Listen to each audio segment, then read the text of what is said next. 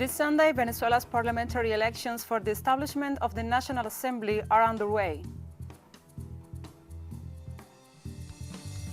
Moscow authorities estimate to vaccinate about 6 or 7 million people against the new coronavirus. Authorities in the besieged Gaza Strip have imposed a new set of measures to counter the spread of the coronavirus.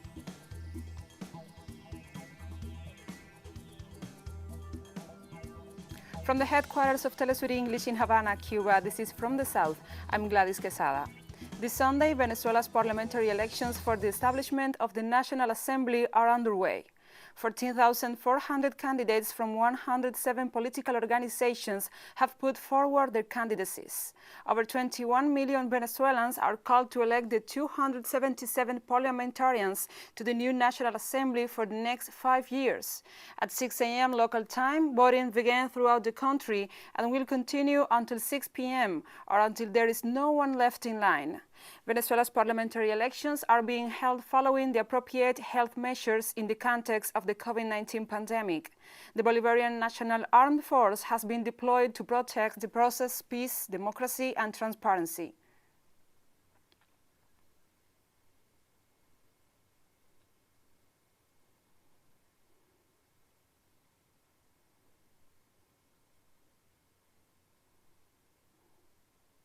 And earlier in Venezuela, by means of the traditional reveal, citizens were called to participate in the parliamentary elections held this Sunday. Dozens of people gathered in Caracas O'Leary Square, from where they launched fireworks to celebrate the beginning of a new democratic day. Venezuelans gathered in the plaza renewed the call to their fellow citizens to go to the polls peacefully.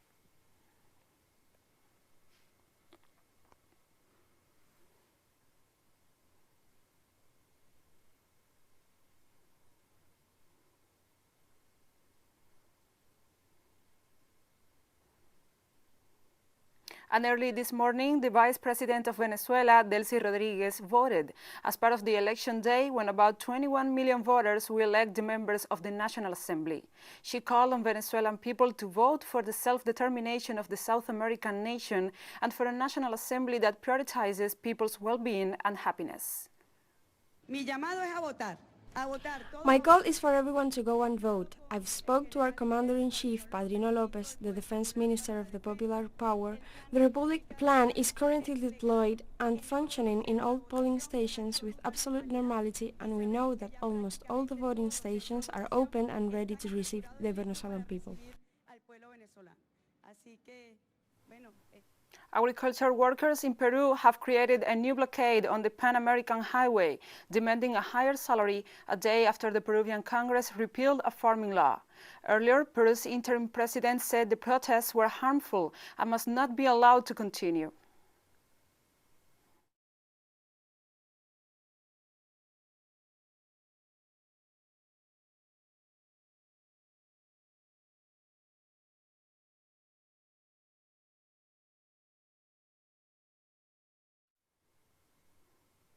In Chile, the relatives of the victims and survivors of the campaign of torture and assassinations during the dictatorship of Augusto Pinochet protested this Friday to reiterate their demands for justice and truth. The demonstrators gathered in front of the judicial headquarters to demand justice for their relatives, tortured and killed during the Pinochet dictatorship under Operation Colombo. Protesters rejected the ruling of the Criminal Court of Santiago that acquitted 60 former secret police agents convicted of kidnappings and murders. Social and human rights organizations rejected the court's decision.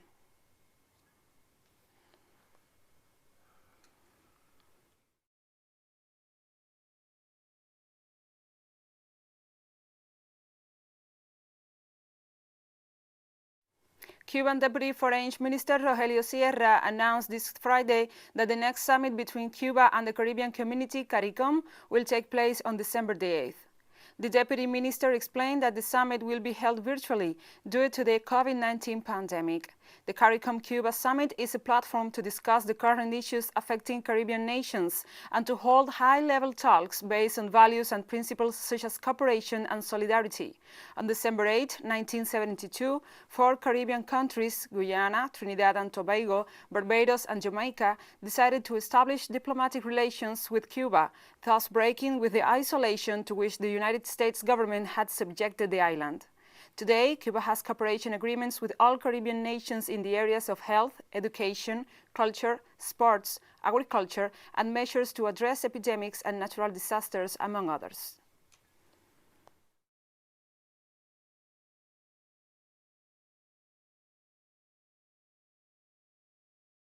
And we'll be right back after this very short break, so don't go away.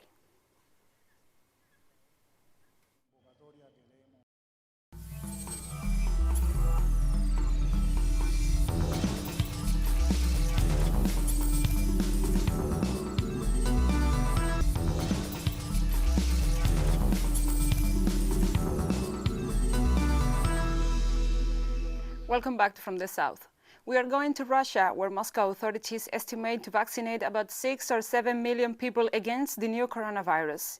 In a new interview for local media, the mayor of Moscow, Sergei Sobyanin, stated that between 6 and 7 million people must be immunized in a gradual process. Sobyanin emphasized the need to improve the digital transition and registration mechanism for the vaccination, as well as the logistics for the cold chain of the vials. The first 70 vaccination centers in Moscow opened on Saturday morning from a total of 170 that will become operational. People from the groups defined as priority, employees from the education, health and social services sectors, will be able to get vaccinated voluntarily and free of charge.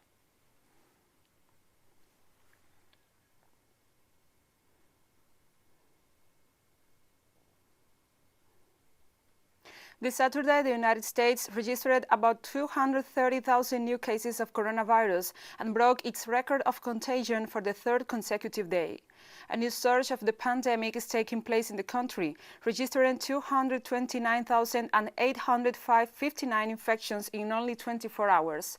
According to the Johns Hopkins University toll, 2,527 new fatalities were registered on Saturday due to the respiratory disease.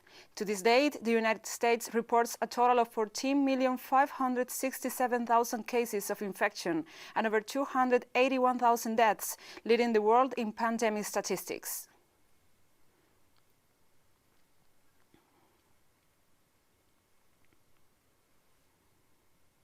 The World Health Organization has expressed concern over the perception that the COVID-19 pandemic is over and stressed that the rollout of vaccines will not by itself eliminate the deadly virus or the crisis it has provoked. Vaccines gives us all a lift, and we can now start to see the light at the end of the tunnel. However, WHO is concerned that there is a growing perception that the pandemic is over. The truth is that at present, many places are witnessing very high transmission of the virus. We've also got to drive demand and convince people and continue to convince people that this vaccine is a safe and efficacious way out. I have seen vaccines transform the world and change the course of epidemics, and I fully expect that these vaccines and the ones that are to come will do that. Please let us all be careful with our words on this matters. This matters. This counts. People being vaccinated matters going forward. They need to get the right information. We don't want people's health to be affected by a poisonous debate around this. We want a positive, engaged, informative debate on this issue. And the World Health Organization's chief scientist has stressed that the world will only be able to get back to normal if richer nations see the global distribution of coronavirus vaccines as a necessity rather than an act of charity. And look at the trillions of dollars that the world's economy currently is losing, then $35 billion to fund the entire ACT Accelerator, which looks at therapeutics, vaccines and diagnostics, is not a lot. And apparently will be recovered in a couple of days if travel and trade go back to normal globally. So I think the world really needs to think of this not as charity, but as a necessity. If you want to get back to normal, it's important that people everywhere in all countries are protected. And Portugal's Prime Minister has said that current pandemic restrictions will be eased if the country's downward trend in new infections continues. The government will assess whether to give the final go-ahead to travel between different towns, although there will be a 2 a.m. curfew for both Christmas Eve and day. Continuing with this downward trend that we have been seeing, for Christmas and New Year, we will have a few exceptions. First exception for the Christmas period. Movement between different counties will be allowed on the 23rd, 24th, 25th, and 26th December. On New Year's Eve celebrations or parties open to the public won't be allowed. On New Year's Eve, celebrations or parties open to the public won't be allowed. Neither will gatherings on the street of more than 6 people.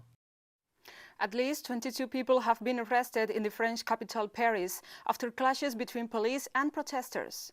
The clashes erupted after demonstrators had gone into the streets for the second consecutive weekend for a mass protest against the new security law. They barricaded roads and set some buildings and cars into flames, and the police responded by using tear gas to disperse the protesters. Human rights groups have been leading the protest for weeks, calling for the government to scrap or revise the bill that would restrict the filming of police.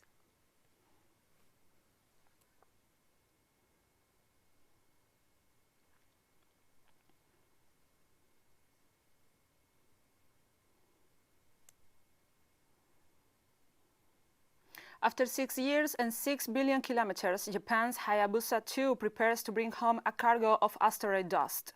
The Japan Aerospace Exploration Agency said the capsule has been successfully detached from the spacecraft from a height of about 220,000 kilometers. It is now descending onto the Australian outback, carrying pristine asteroid fragments that scientists believe could shed a light on the formation of the solar system and the origins of life. Hayabusa 2 left the asteroid Hyugu about a year ago, and by the time it lands, the probe will have completed a round trip of around 6 billion kilometers.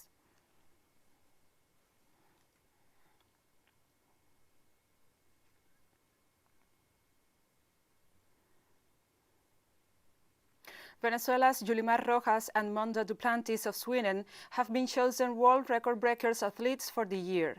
Duplantis broke the world record in the pole vault, and Rojas did the same for the indoor triple jump. Wow, I'm speechless. As I said, I'm speechless. I can hardly believe it. It's something wonderful. That's it. I'm very happy. This has been a bit of a strange season. It has been a season to learn, to think about, even beyond what is happening, which will perhaps bring something good. Now I am very happy. It has been a very short season.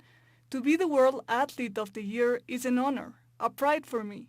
I want to remember the good things of this season. I thought to myself, if I have a good outdoor season, then, I might be able to be not only the best pole vaulter, but, just the best athlete in all the track this year. So, it was definitely an award that I've wanted to get, and so to be able to check that off now of some that I've been able to achieve, it's it's a step in the right direction. And we have more stories coming up after this final short break, so stay with us.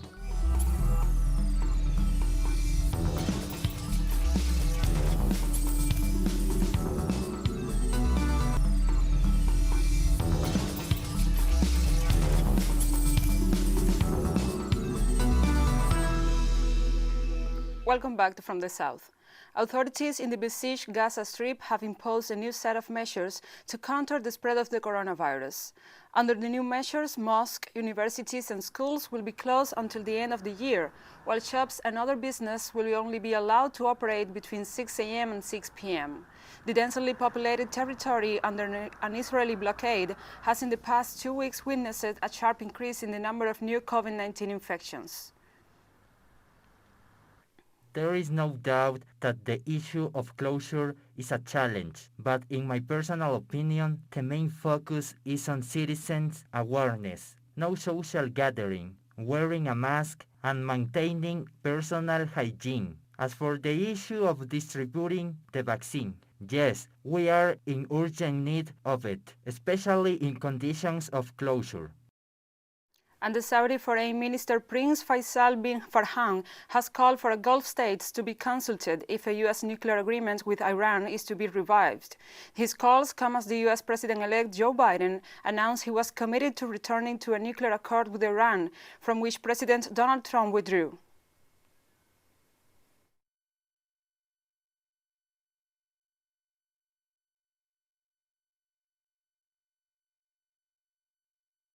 Citizens in Kuwait have voted in parliamentary elections. 326 candidates, including 29 women, are contesting the polls amid the COVID-19 pandemic. The elections are the first since the new leader, Sheikh Nawaf al-Hamad al-Sabah, took office in September following the death of his half-brother, Sheikh Sabah al-Hamad al-Sabah, at the age of 91.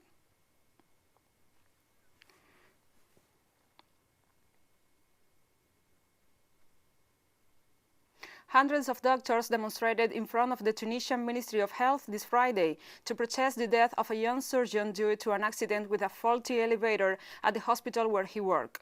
Surgeon Braidet Bedin Aloui, aged 27, plunged to his death down an elevator shaft on Thursday after the lift doors opened but with no elevator in place, according to witnesses. The elevator in a hospital in the marginalized Jendouba region had allegedly remained in service despite a long reported fault, highlighting the scarce resources in the public hospitals.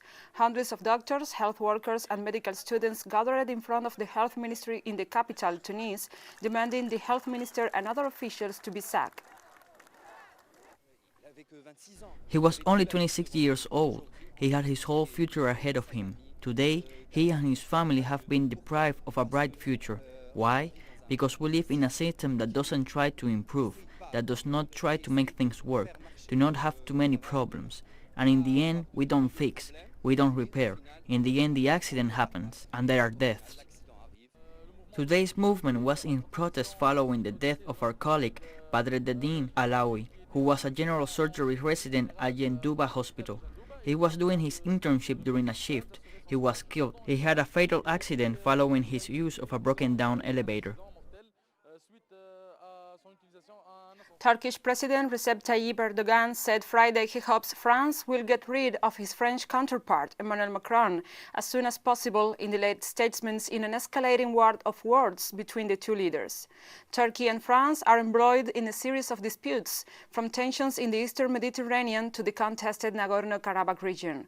The clash has risen to new levels in recent months as France has moved to crack down on what it calls Islamist extremism after several attacks on French soil. Erdogan has repeatedly suggested that Macron gets mental checks and urged the Turkish people to boycott French-labeled products. The Turkish president also said that France has lost its mediator role in the disputed Karabakh-Nagorno. Macron is trouble for France. With Macron, France is passing through a very, very dangerous period. I hope that France will get rid of Macron trouble as soon as possible. The Iranian government demands a clear and unconditional statement from the International Atomic Energy Organization this Friday, condemning the assassination of the nuclear scientist Mohsen Faridazeh. In a letter to the director of the organization, the representative of the Islamic Republic to international organizations in Vienna, Qasem Garibabadi, explained that the assassination of Faridazeh is the continuation of terrorism and attacks against Iranian scientists in recent years. He further noted that such acts require attention from the world community and related international organizations.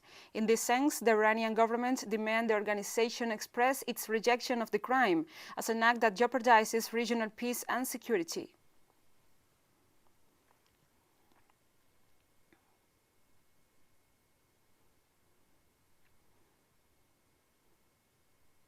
we have come to the end of this news brief. But remember, you can find this and many other stories on our website at telesurenglish.net. Also, if you feel so inclined, follow us on social media, Facebook, Twitter, Instagram, and Telegram. For TeleSUR English, I'm Gladys Quesada. Thank you for watching.